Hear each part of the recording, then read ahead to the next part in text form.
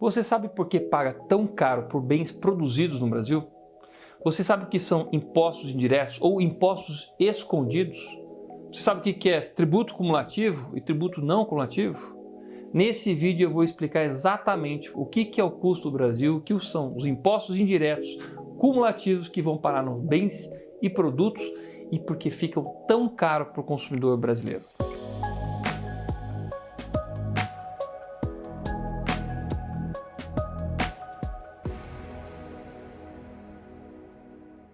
Mas para isso precisamos de um conceito. O que são tributos cumulativos e não cumulativos?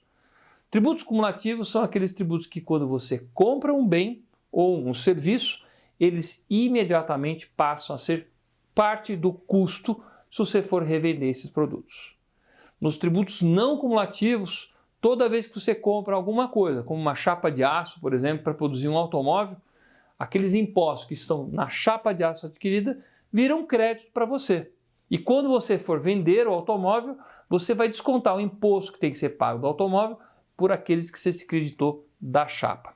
Vamos conhecer os tributos cumulativos e os não cumulativos no Brasil, aqueles que dão crédito e aqueles que não dão crédito, para você poder entender o custo do Brasil. Dos tributos cumulativos nós temos o ISS, que vem em toda a nota de serviço. Nós temos o IOF, quando uma empresa faz algum empréstimo ou alguma operação de câmbio. Nós temos o PIS e COFINS das empresas que estão no Simples Nacional e no lucro presumido. Nós temos o ICMS de boa parte daqueles produtos que não geram crédito, que não são insumos. Nós temos o Simples Nacional. Toda empresa do Simples Nacional também acaba sendo custo para a próxima etapa.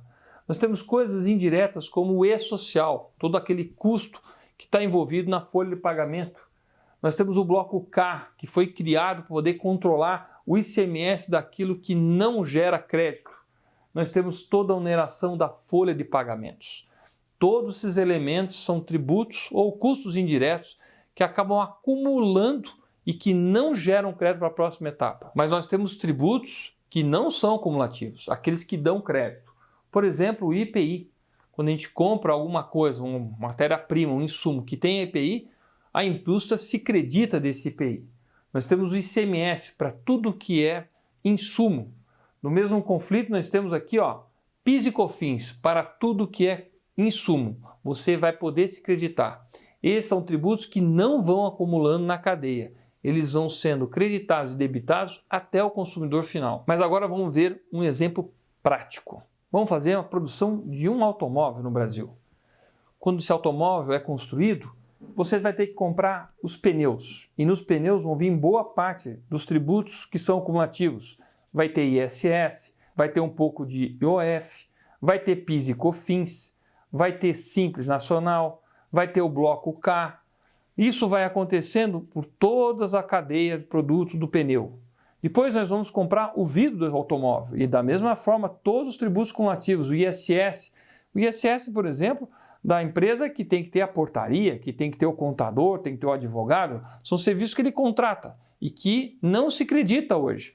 Então nós vamos tendo aqui o E-Social que a empresa também tem como custo e que teve custo daquele que vendeu os produtos para poder fazer o vidro. Veja que essa acumulatividade vem toda a cadeia. Nós temos aqui o ICMS de tudo aquilo que também não é insumo, que não gera crédito. E assim a gente vai tendo um vidro também cheio de tributos que vieram acumulando desde o primeiro momento que foi extraído a areia, o minério para poder fazer um vidro. Depois nós temos a chapa de aço, que também foi comprada para poder fazer esse automóvel. A chapa de aço também está em ISS, ela vai ter IOF, ela vai ter ICMS daquilo que não se acredita, mas vamos ter o E-Social, vamos ter toda a oneração da folha. E assim a gente vai transformando esse veículo numa série de tributos que vão acumulando, que vieram da cadeia. A tinta que vai pintar esse automóvel também vai acontecer, os estofados, nós vamos ter aqui toda a parte de componentes eletrônicos, tudo vai acumulando no automóvel. No final das contas, a gente tem um monte de tributos cumulativos. Mas nós também temos alguns tributos que são não cumulativos, mas esses, eles não contaminam a matriz, ele vem por fora. E dessa forma, nesse veículo brasileiro que custa tão caro, a gente tem uma série de tributos que vieram acumulando da cadeia até o produto final para vender para o veículo e nós temos alguns tributos que estão por fora. Mas esses tributos por fora, por incrível que pareça, tem que ser calculado também considerando todos esses tributos que estão por dentro acumulados. Por quê? Porque eles viraram custo. Mas o grande objetivo dessa reforma tributária é tirar todos esses impostos escondidos, acumulados dentro da estrutura e que acabam virando custo e que acabam virando até base de cálculo para o imposto, para poder ter um imposto simples, destacado por fora e que não acumule no automóvel.